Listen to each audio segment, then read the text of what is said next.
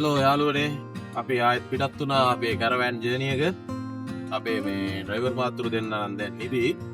මොකද මේ ඊයේ රෑ එළි වෙනකම්ම දෙන්නම ඩ්‍රයිව් කරා. ඒක නිසා දෙන්නට මහන්සි. ඉතින් ඒක නිසා මම ගත්තා එලවන්න කියලා. මේක මැනුවල් එකක් නිසා ඉතින් පොඩ්ඩක් වඩත් පොඩ්ඩක් මැනුවල් උරු වෙන්න පොඩි වෙලාවක් යනවානේ අපිට. දැන් ඉතින් යනවා ලොකු කන්දක් උඩට තමයි යන්නේ. දන්නේ නඩේගුරා තන දාලා දීලා නිදාගත්තා. ඉතින් අපි ඩ්‍රයිව් කරගෙන යනවා. හරි ලස්සනයි මේ. හැබැයි හොඳම දේ කියන්නේ මේ තාම හිමදිය වෙලා නැහැ. දැන් අපි පින්ලන්තේ අපි ඉන්න හරිය නම් අතර හිමදිය වෙලා.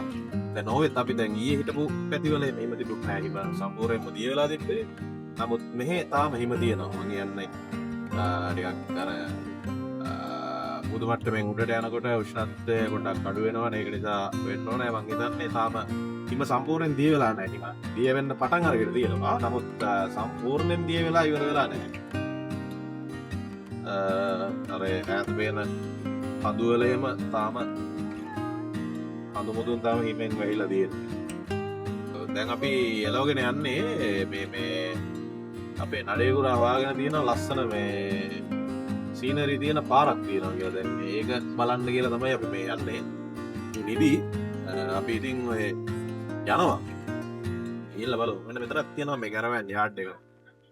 පේනවා නම් මෙන්න මේ පැත්තේ. ඒත් ඒ වගේ දැන් අපි වගේ එන කට්ටියට ඇවිල්ලා නතර වෙන්න පුළුවන් තැන් තමයි. මේ වගේ පාක් කරලා ඔයගලන්ට පොඩි ඒරියා එකක් තියෙනවා. ඔයගලන්ගේ චේන්ජස් කරගෙන පොට් ෆ්‍රොම් මැන්නෝන් නම් ගිහිල්ලා එදාලා ඉඳලා එහෙම යන්න තැන් තියෙනවා. මේ ඇත්තටම ඉතින් හරි ඒක මාර මේ මිනිස්සු හරි පරිමෙන් නිදහස කියන එක විඳිනවා. දැන් ගොඩක් වෙලාවට දැන් අපිට හම්බෙච්ච හුඟක් කැරවෑන් වල ඉන්නේ වයසක කපල්. ඒගොල්ලෝ දැන් ගොඩක් වෙලාවට රිටයර් වෙච්ච අය මං හිතන්නේ. ඒගොල්ලෝ ඉතින් ওই කැරවෑන් එකක් කරගෙන ගිහිල්ලා කොහේ හරි නවත්තලා මොනවා හරි හදාගෙන කාලා ඉතින් අර විනෝදෙන් බියර් එකක් බීලා හරි ජොලියේ ඒගොල්ලන්ගේ කාලේ ගත කරනවා. විශේෂයෙන්ම මේ සමහර කාලෙට මේක ඉතින් විශේෂයි. වින්ටර් කාලේ නම් මේ වගේ ඉන්න ඇත්තටම ටිකක් අමාරුයි. මේ වගේ හීටර්ස් තියෙනවා. නමුත් ගෑස් වලින් තමයි හීට් වෙන්නේ. අර දරුණු රින්න 15-20 වගේ යනකොට මේවා පාවිච්චි කරන්න අමාරුයි. ඉතින් ඇත්තටම ඒක නිසා මේ සමහර කාලෙට මේවා ගොඩක් ප්‍රසිද්ධයි. හැමෝම වගේ දැන් අපි මේ වාහනේ ගන්න ගිය වෙලාවේ අපිට හම්බුණා සෑහෙන පිරිසක්. අපි ගත්ත තැන ඉඳලා සෑහෙන පිරිසක් දැන් මේ ලොන් වීකෙන්ඩ් එකක් මේ රටවල් වලට සෑහෙන පිරිසක් මේ වාහන ලෙට් කරා. අපි ඇත්තටම ඔටෝමැටික් වාහනයක් ගන්න බල හිටියට අපිට ගන්න හම්බුනේ ඔටෝමැටික් වාහන ඔක්කොම මේ දවස්වල පුක් වෙලා. ඒ නිසා අපිට මැනුවල් එකක් තමයි ගන්න ඕනේ. ඒ වගේ ඉතින් මෙහෙ අර ඒ නිදහස කියන දේ නම් හරි හොඳට තියෙනවා. මොකද හැම කෙනෙක්ම හරි විනෝදෙන් තමන්ගේ නිවාඩු දවස් ටික ගත කරලා නිදහසේ ඉන්නවා. ප්‍රශ්න නැහැ. රස්සාවෙන් කෝල් වෙන්නේ නැහැ. හරි ඒ වගේ හරි නිදහසේ ඉන්නවා. මෙන්න මේ පැත්තේ ටික ලස්සන හිම දිය වෙලා යන වතුර පාර තමයි මේ යන්නේ. යා පැත්තේ ආරයිනේ. ඒ වාහනේ අතරම ටිකක් බරපතලයි. මේක මේ ඩ්‍රයිව් කරද්දී ටිකක් පරිස්සමින් ඩ්‍රයිව් කරන්න ඕනේ. අපට මොමන්ටම් එක වැඩි වාහනේ. අපේ සාමාන්‍ය වල වගේ නෙමෙයි. ටිකක් අර ලොකු අර මිරිල් ලොරියක් වගේ තමයි මේක. එන්න අත පාර.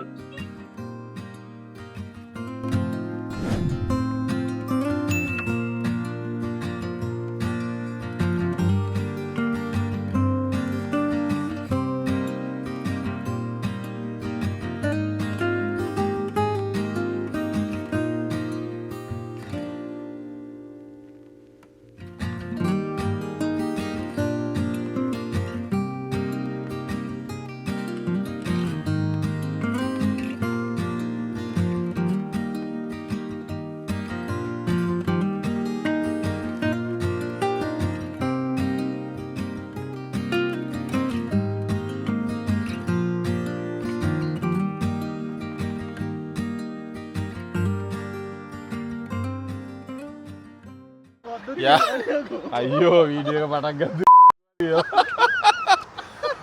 හරි යාළුවනේ පොඩ්ඩක් අමාරුයි විතර කරන්න මේ කොල්ලෝ මේ එක එක නරක වචන කියනවා. අපි දැන් ඇවිල්ලා ඉන්නේ ලස්සන view point එකකට. පොඩි කන්දු ගැටයක් මුදුනේ හදලා තියෙන view point එකක්. අල්ලහෙන් යනවා ගඟක් ගලාගෙන. අපි තාම ඇත්තටම ලෝකේ ගැට්ටට ආවේ නැහැ. අපි දැන් මේ ලෝකේ ගැට්ටට යන අතරමඟ තියෙන තැන් බලාගෙන තමයි මේ යන්නේ.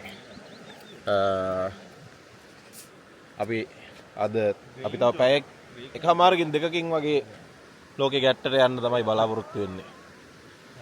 ලෝකේ ගැට්ටට ගියාම පෙන්නන්නම් ඕගොල්ලන්ට එතන මොන වගේද කියලා. ලෝකේ උතුරුම කෙළවර.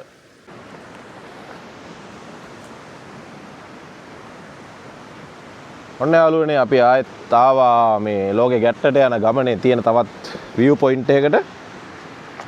ගහලා තියෙන්නේ ඒකේ විස්තර තේරෙන්නේ නැහැ. ඉංග්‍රීසි වලින් තියෙනවා.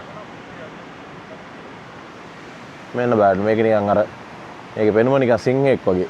අපේ සීගිරිය වගේ. එන්න වටපිටාව. පේනව නේද? වටේම ගල් කඳු වලින් වට වෙලා තියෙන්නේ. දියඇලි තියෙනවා මේ.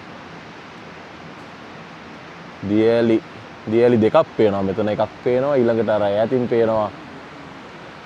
පේනවා. දියඇල්ලක්. ටිකක් ලොකු දියඇල්ලක්. අපි එතෙන්ට ඩ්‍රෝන් එක යවලා බලමු කොයි වගේද ඒක පේන්නේ කියලා.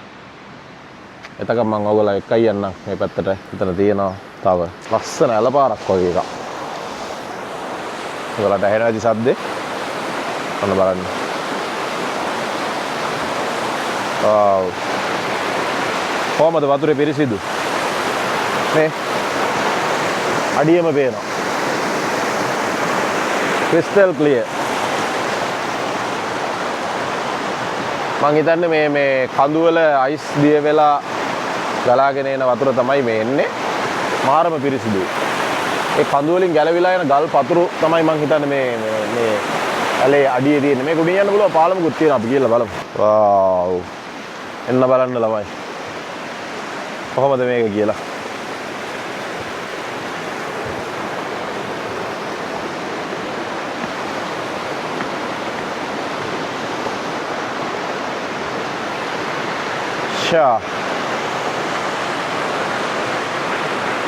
කොහොමද නිකන්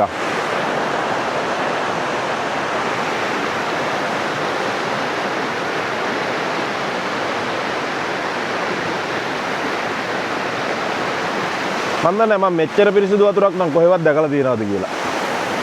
මන් දන්නේ මේ වගේ මේ වතුරේ ගුණාත්මක භාවය නම් කොහොමද කියලා. නමුත් නිකන් අර බලපුවාම අපිට පේන විදියට පිරිසිදු. මාරම් පිරිසිදු. ස්වභාව සෞන්දර්ය නම් ළමයි ඉතින් මෙහෙ අංක එකටම තියෙනවා.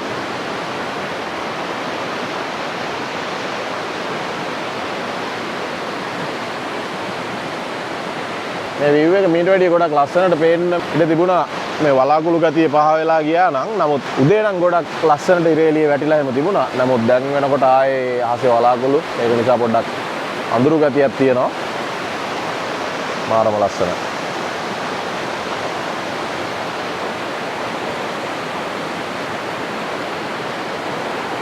ඔයගොල්ලොත් එන්න මේ ලස්සන දේවල් බලන්න. මේ ලස්සන දැකලා විඳලා පරිසරයට හානියක් කරන්නේ නැතුව ඒ ලස්සන තව කෙනෙක්ට බලන්න පුළුවන් විදිහට ඉතුරු කරලා යන එක තමයි මිනිස්සු විදියට අපේ වගකීම.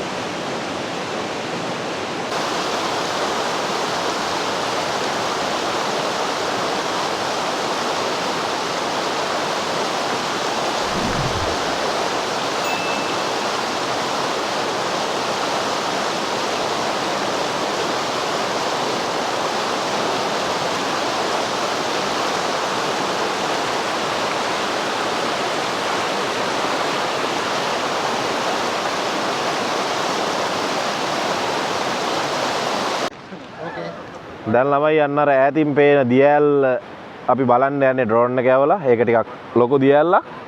මෙතන මෙන්න මේ මෙතන පේන දියැල්ල නම් පොඩි එකක්. අපි අර ඈතින් ලස්සනට පේන අර දුන් දාන දියැල්ල බලන්න යන්නේ ඩ්‍රෝන් එක යවලා. අපේ ඩ්‍රෝන් අප්පුහාම ඉන්නවා. ඩ්‍රෝන් අප්පුවාම යවයි. අපි එතෙන්ට ගිහිල්ලා බලමු කොයි වගේ දියැල්ල පේන්නේ කියලා. මාරම ලස්සනයි ළමයි. ඒ කියන්නේ නිකන් අර වෙනස්ම දෙයක් මේ තියෙන්නේ අපිට අර ලංකාවේ දියැලි ඇත්තටම මාර ලස්සනයි. ලංකාවේ දියැලි වල ලස්සන වෙනම විදියක ලස්සනක්. මේක වෙනම විදියක ලස්සනක්. මේ ගල් කඳු ගොඩක් නායන පෙනුමක් තමයි තියෙන්නේ මේ කන්දේ පාමුල ගොඩක් තියෙනවා එහෙම මේ නාය ගිය සුන්බුල්. නමුත් අපි බලමු දියැල්ල ගාවට ගිහිල්ලා. දැන් තම ඔබ ගන්න වීඩියෝ එක අදට ඇඩ් කරන්න. අප්පුවාමි මොකෝ තත්ත්වේ? ඩ්‍රෝන් අප්පුවාමි. පටන් ගන්න යන්න අපි. ඕකේ.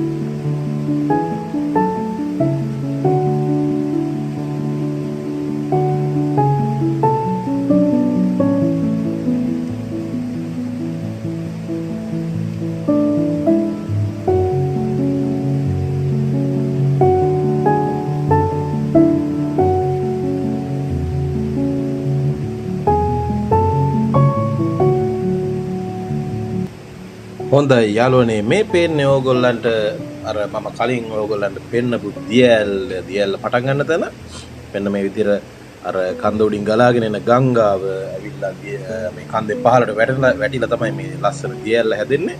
බලන්න කොච්චර ලස්සනද කියලා. ඊළඟට අපි ඕගොල්ලන්ට අනික් දියැල්ලත් පෙන්නන්නම්. මේ දියැල්ල ගොඩක් ලස්සනින්ද අපි මේ දියැල්ල දිගේම අපේ ඩ්‍රෝන් එක අරගෙන ගියා. ඊළඟට මම පෙන්නනම් අනික් අර පුංචියට තිබුණු දියැල්ලත් මොන වගේද කියලා ඕගොල්ලන්ට බලමු අපි.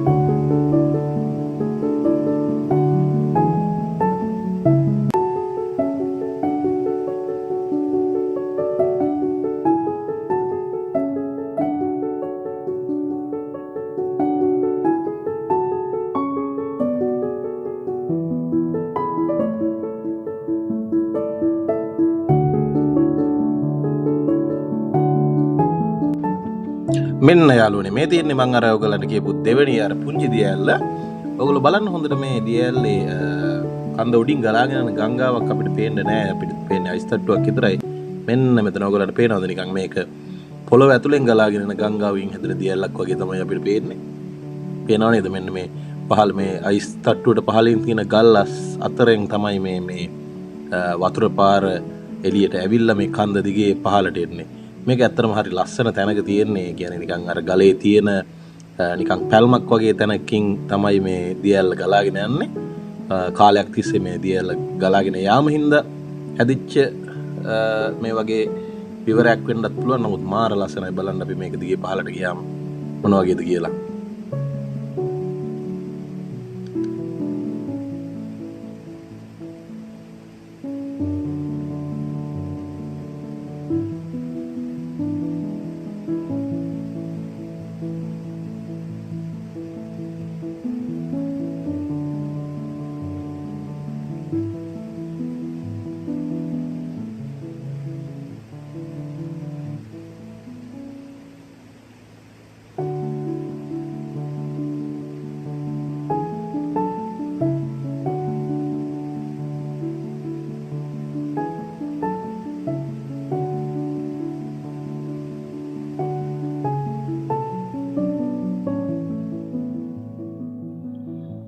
එහෙනම් යාළුවනේ මගේ channel එකත් subscribe කරලා වීඩියෝ එකටත් like එකක් දාගෙනම යන්න.